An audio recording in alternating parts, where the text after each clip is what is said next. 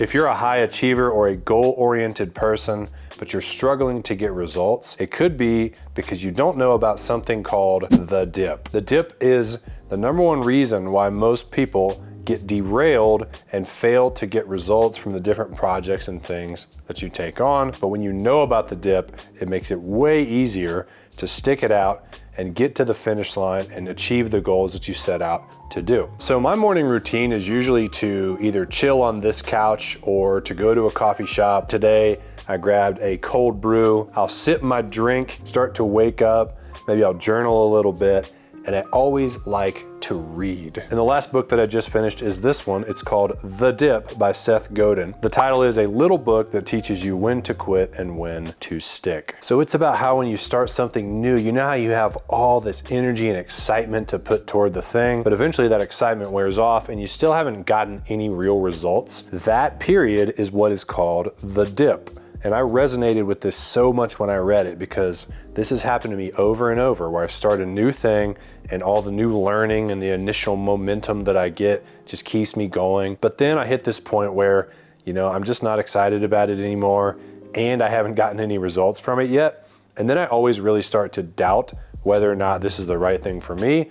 And I often let myself quit and go and find the new next shiny object. So I quit projects during the dip. Now, according to Seth in his book, quitting during the dip when you're doing the wrong thing is a good idea because you don't want to drive any further down the wrong path, but it would have been better to slow down and think about it and maybe not even start that project in the first place so you never wasted any of your time and energy on it. However, in a lot of cases, the projects that we take on are worth pursuing. They're worth seeing through to the end, and that's when you have to really keep going when you hit the dip. In fact, quitting during the dip when it's the right project is the absolute worst thing you could do because you have tons of time and energy invested into it. And if you quit, you basically have to start all over again. Right now, I'm in the middle of the dip when trying to grow my YouTube channel. I have less than 600 subscribers. I'm not getting a lot of views on my videos. I'm right in the middle of the dip. It's starting to feel like a slog. There's certain weeks where I'm like, I don't really want to film another video. But because I know about the dip now, it's much easier for me to keep going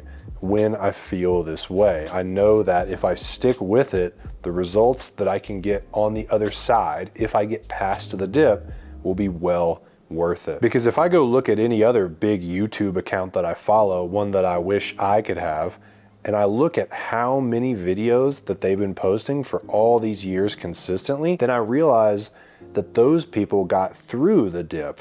They didn't quit when they started to feel the way that I'm feeling now. So in order for me to have what they have, I have to do what they did. So if you've started a new project, but that initial excitement and energy is gone and you haven't seen results yet you know this is the right thing for you to do, you're going down the right path, and this is a project that is worth completing, then I'm calling on you, keep going. You're in the dip right now. It's going to feel like a slog, but if you keep going, the rewards you stand to get on the other side will be far beyond your expectations. And if you quit, you're basically making even more backward progress because you're going to have to start all over again. So let's make an agreement, just you and me. Let's not quit this time, okay? I've done it too many times. You've probably done it a couple times yourself.